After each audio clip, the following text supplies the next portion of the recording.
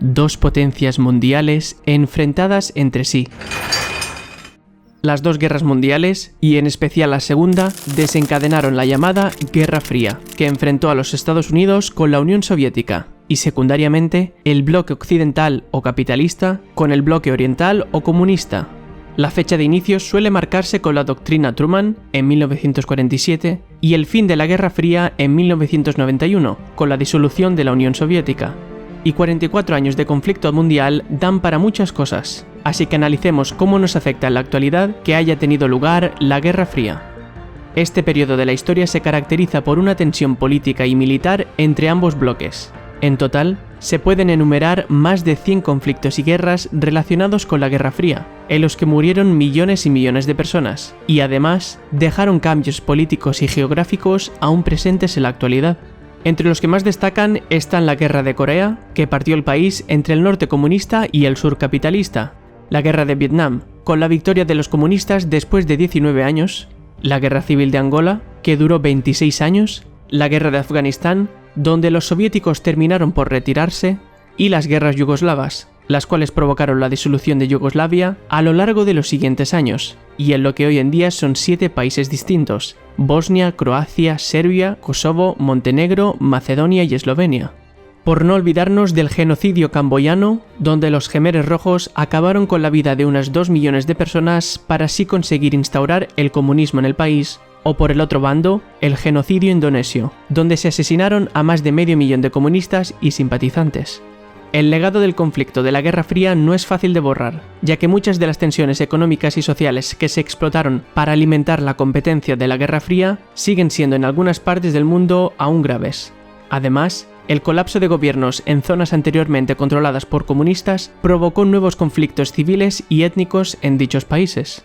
En la actualidad, y como resultado de la Guerra Fría, aún quedan 5 estados comunistas: China, Cuba, Laos, Vietnam y Corea del Norte.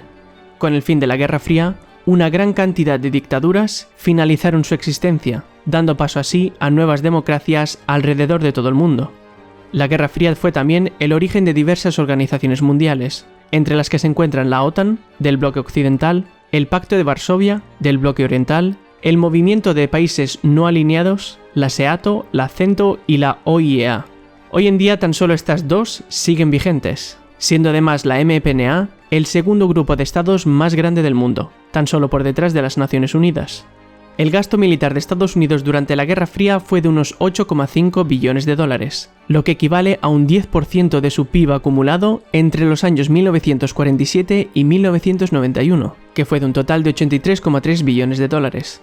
En cuanto a la Unión Soviética, se desconocen las cifras, ya que muchos documentos fueron destruidos, pero se estima que el coste total fue menor que el de Estados Unidos, pero mayor en cuanto a porcentaje de su PIB.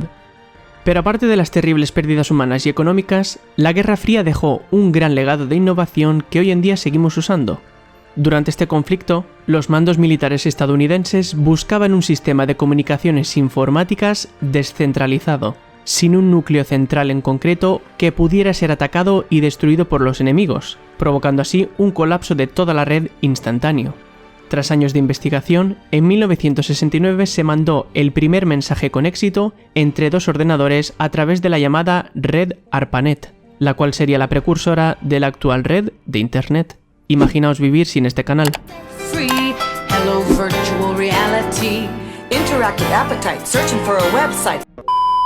Esto que ves aquí es una etiqueta RFID, es decir, una identificación por radiofrecuencia.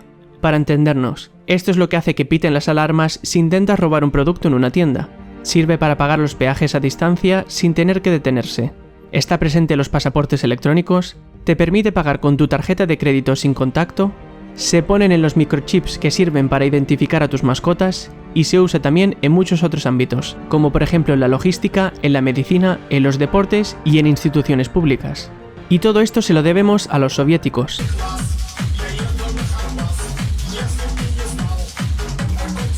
Fue desarrollado por Lev Tiermen y fue colocado en la Embajada de Estados Unidos en Moscú durante más de 7 años escondido detrás del escudo, hasta que un día lo descubrieron por accidente. El funcionamiento es el siguiente. Al emitir ondas de radio con una frecuencia de 800 MHz, Este aparato devolvía en esas ondas el audio de la sala gracias a un micrófono que iba junto al sistema. Inicialmente, la simplicidad del sistema confundió a los estadounidenses, los cuales tardaron 1 año y medio en descubrir cómo funcionaba. El GPS es una red de satélites que te permite abrir el teléfono y saber dónde estás y cómo llegar a un lugar concreto. Pero este no fue su propósito inicial. Desarrollado en la década de los 70 por el ejército estadounidense, tenía como objetivo lanzar bombas con una precisión muy alta. En el año 2000, cuando los GPS tuvieron peor precisión, esta era de 5 metros. En cambio, desde 2018 la precisión puede llegar a ser de tan solo 30 centímetros. Y los satélites, a su vez, se remontan 2 décadas antes, cuando los soviéticos lanzaron en 1957 el primer satélite artificial, el Sputnik 1. Este suceso provocó en Estados Unidos la crisis del Sputnik. What went wrong? How did a nation of backward peasants forge so dramatically ahead of us in the race to space? Y ante el temor de ser superados por la Unión Soviética, comenzó entonces la carrera espacial para llegar a la Luna, que empezarían ganando los soviéticos con el primer animal en el espacio, el primer hombre y la primera mujer, pero que terminarían ganando los estadounidenses con el primer alunizaje de la historia en 1969. Por otra parte, el uso del transporte aéreo para proporcionar evacuación médica se remonta a la Primera Guerra Mundial, pero no fue hasta las guerras de Corea y de Vietnam cuando su uso se generalizó, y luego se continuó usando para los servicios médicos en todo tipo de emergencias, como terremotos, rescates, inundaciones y demás.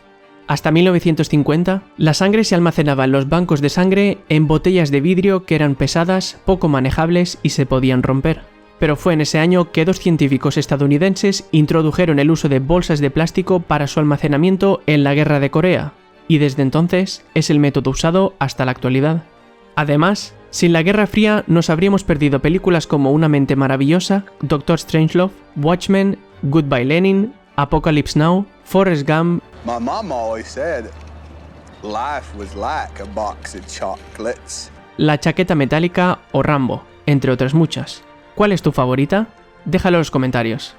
Por último, durante la Guerra Fría hubo momentos de muy alta tensión, entre los que se encuentran el bloqueo de Berlín, la crisis de Berlín, la cual provocó la construcción de su muro, Able Archer 83 y la más grave de todas, la crisis de los misiles de Cuba en 1962. Algunos de estos sucesos podrían haber provocado una guerra nuclear a gran escala, estallando así la Tercera Guerra Mundial, aunque por suerte para todos, esto no sucedió. Pero, ¿y si hubiera una Tercera Guerra Mundial? Eso lo veremos en otro capítulo.